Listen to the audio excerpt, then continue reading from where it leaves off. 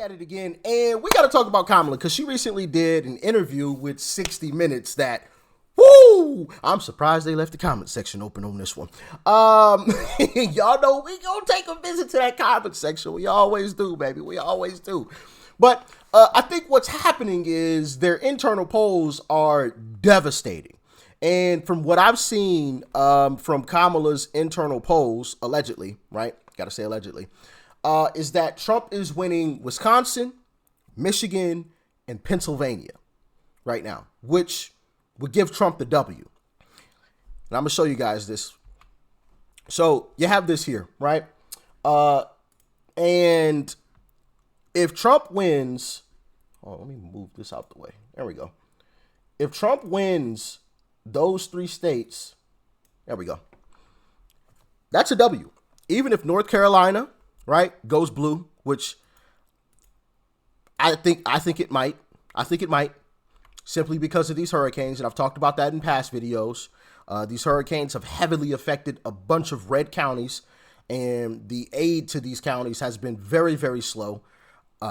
These people will be digging out for a long time, and we have barely a month before this election. Not even a month. It's less than a month before this next election. So even if these go blue, right, North Carolina, Georgia, and Nevada all go blue, Trump still wins. Now, it's really, really close, but Trump still wins if he wins all three of these, okay?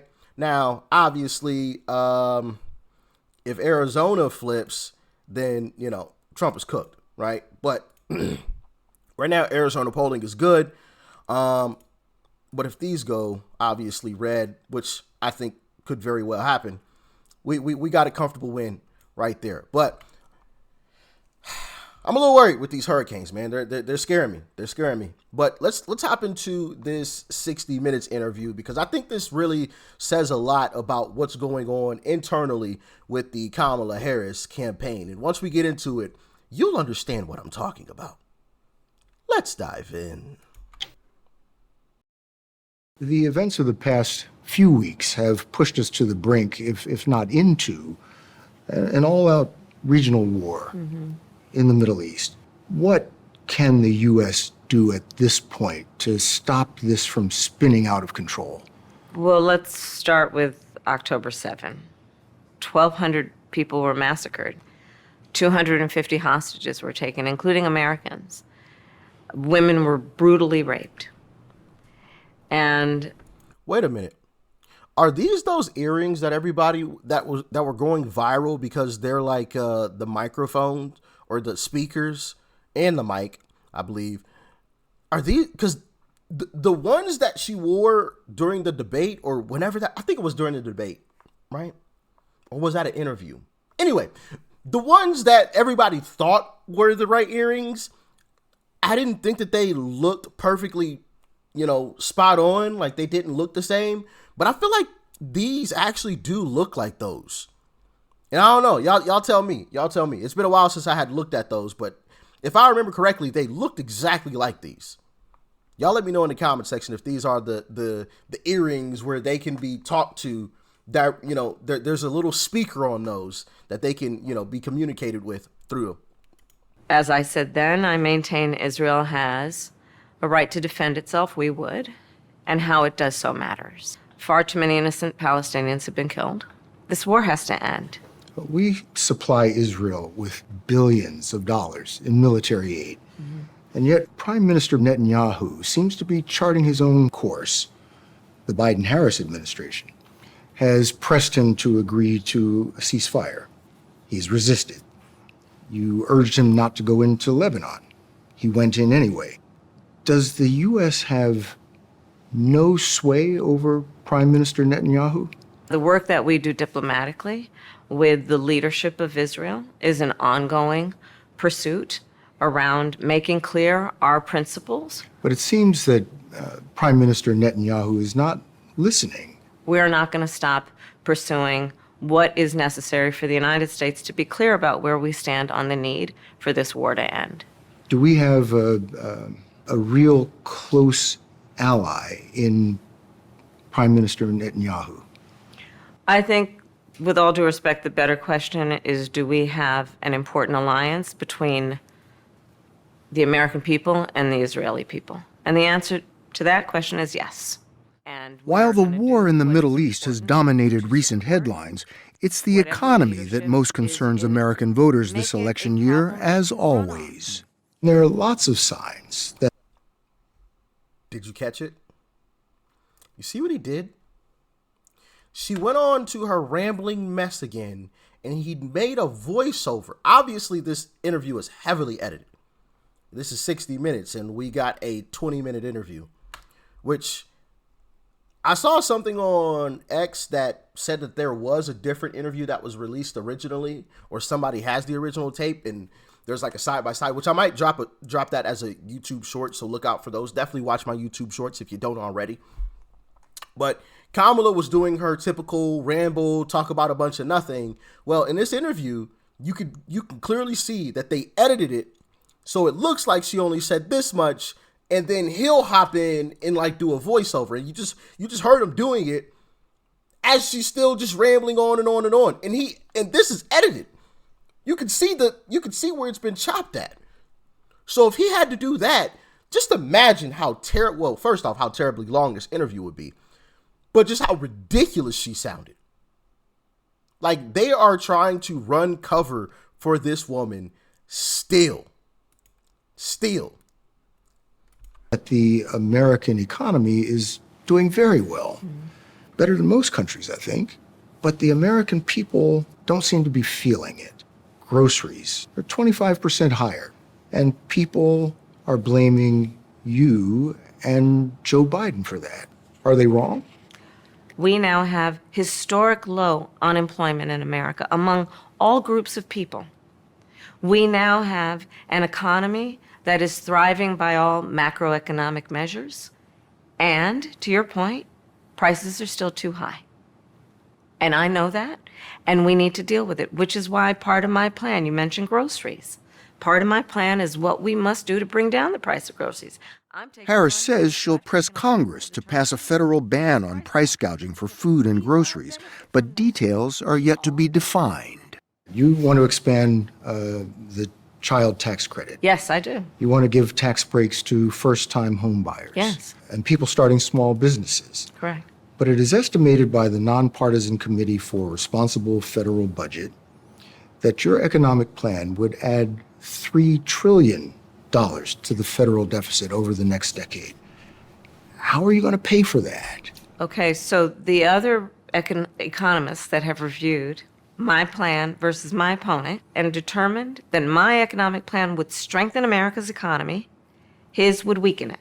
But My plan, Bill, if you don't mind, my plan is about saying that when you invest in small businesses, you invest in the middle class, and you strengthen America's economy. Small businesses are part of the backbone of America's economy. But pardon me, Madam Vice President, the question was, how are you going to pay for it? Well, one of the things is I'm going to make sure that the richest among us who can afford it pay their fair share in taxes. It is not right that teachers and nurses and firefighters are paying a higher tax rate than billionaires and the biggest corporations. But I plan on making that fair. But we're dealing with the real world here. But the real world includes... How are you going to get this through Congress? You know, when you talk quietly with a lot of folks in Congress, they know exactly what I'm talking about because their constituents know exactly what I'm talking about. Their constituents are those firefighters and teachers and nurses. Their constituents are middle-class, hardworking folk. And Congress has shown no inclination to move in your direction. I disagree with you. There are plenty of leaders in Congress who understand and know that the Trump tax cuts blew up our federal deficit. None of us, and certainly I cannot afford to be myopic in terms of how I think about strengthening America's economy. Let me tell you something. I am a devout public servant, you know that. I am also a capitalist. And I know the limitations of government. Kamala Harris has been in government for decades. She was first elected San Francisco District Attorney in 2003, then California Attorney General. She went on to the U.S. Senate and now Vice President. A quarter of Before they continue, first off, Hillary tried to pull this whole situation out, and Trump called her out live on stage, and he said, yeah, I don't pay a crap ton in taxes, and it's because of you, basically, right? You guys remember this. And he basically said, I will never do it because the very people that donate to you and Democrats want the same tax breaks that I get. So you will never pass any legislation that does that. And Kamala knows this. She knows this. Everybody knows this, right? These folks, they are wealthy for a reason. A lot of these folks are extremely intelligent. If you say, hey, we're going to tax the crap out of you, well, then those folks say, hey, you know what? I have enough money to get the F out of here. See ya. Like, these people, what? You will never tax these folks. Like, and everybody knows this. So this talk of, I'm going to make these people pay their fair share. Well, first off, how about let's talk about Nancy Pelosi paying her fair share, because last time I checked, she's been working in politics her entire life, and she has a net worth north of $100 million. How is that even possible? Off of a salary that's, what, $300,000? Explain that one to me. I mean, even if she was able to save every penny, that still doesn't equate to $100 million. So somebody's not paying their fair share, or maybe there's something else corrupt going on. I don't know. I do know. I'm joking, of course, but let's continue. registered voters still say they don't know you. They don't know what makes you tick. And why do you think that is? What's the disconnect? It's an election, Bill. And I take it seriously that I have to earn everyone's vote.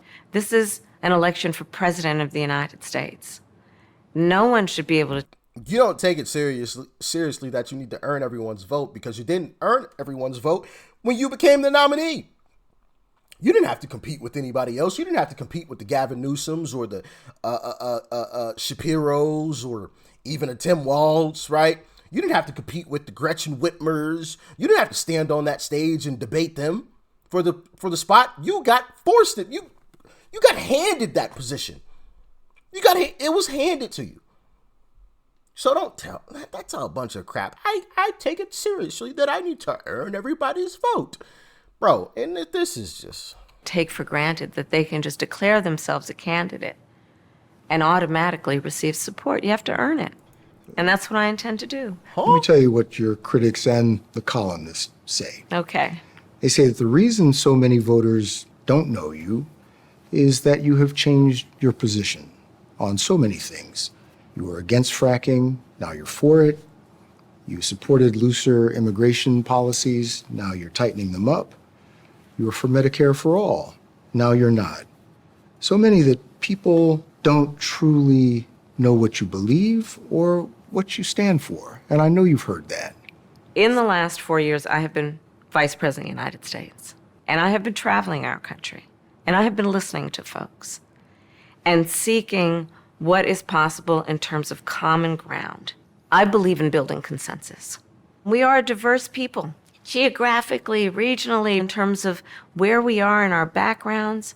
And what the American people do want is that we have leaders who can build consensus, where we can figure out compromise and understand it's not a bad thing, as long as you don't compromise your values, to find common sense solutions. And that has been my approach. But one issue that has proven impervious to compromise is immigration.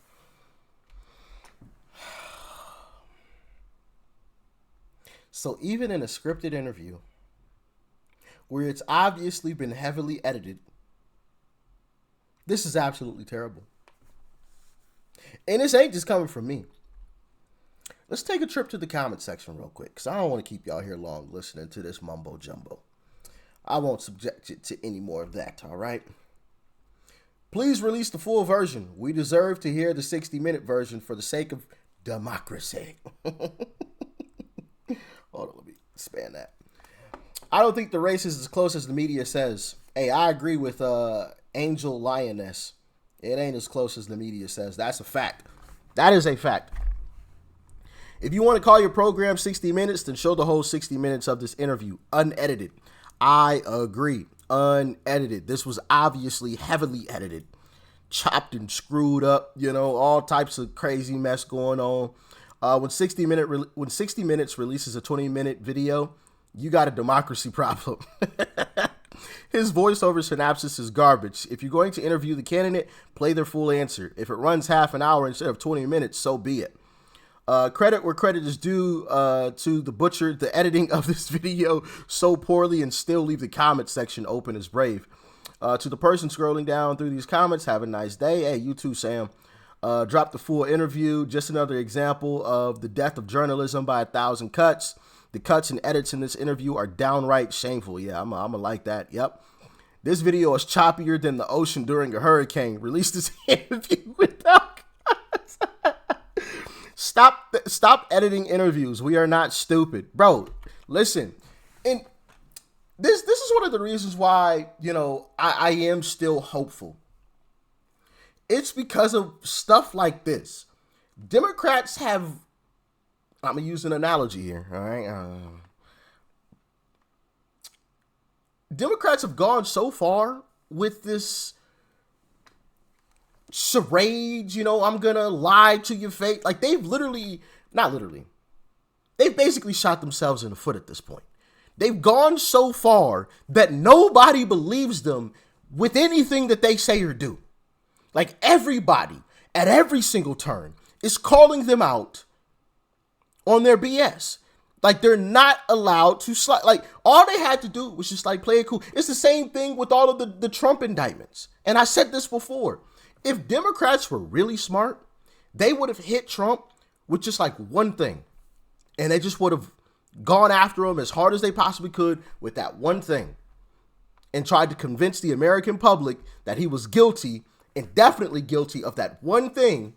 And how they felt bad for him. It was probably a mistake. But hey, a crime is a crime. And you got to do the time for the crime. And they could have just buried him. But they couldn't do that. And no, I know. I hate to say that because, for me, it's just obvious. There's sometimes their strategy is extremely on point, but then other times it's bro, when you drop 7 indictments on somebody, 130 something counts or whatever, it's just come on, really, there have been people in this country that have put people in pine boxes in mass, and you haven't gone after them with as much as you've gone after Uncle Trump. This is craziness to me. And it's crazy to everybody. And you're seeing it in this comment section. Stop editing the interviews. We are not stupid, And, if you wanted to keep scrolling through this comment section, it's nothing but stuff like this. Stop editing the interviews. We are not stupid, right? Not a fan of 60 Minutes voiceover of VP Harris's response. 60 Minutes gets a fail for this interview. She sounds so fake. I can't stand her. Sorry. Why are you cutting her answer short? Ridiculous. If there's nothing to hide, why not upload the complete unedited interview? LOL, I'm just shocked they haven't disabled the comments. Complete BS as usual. Nothing to see here. This interview deserves a lot of credit for asking real questions. The producers deserve scrutiny for not letting us see the unedited interview. Math is hard if indeed, blah, blah, blah. I'm not reading all that. You had to chop the video to pieces. You still couldn't make her look good. She's a disaster, completely clueless. Yeah, and it just goes on. I've done this time and time again. Just on and on and on and on of people calling them out. Rename the show to 20 Minutes. And rightfully so. Because people have had enough. And I think even with these hurricanes devastating red counties, right? And rest in peace to all of the lives lost, right? I don't want to sound insensitive, but if you know folks, first off, make sure they're okay, but make sure they still vote. These folks that live in these red counties that were absolutely devastated by these hurricanes. Because once again, this is just my humble opinion, but a lot of you have agreed, but I think that was part of the plan. Personally, that's just my humble opinion, right? And these comment sections say a lot. A lot of people are sick and tired of these Democrat lies. So let's all get it done November.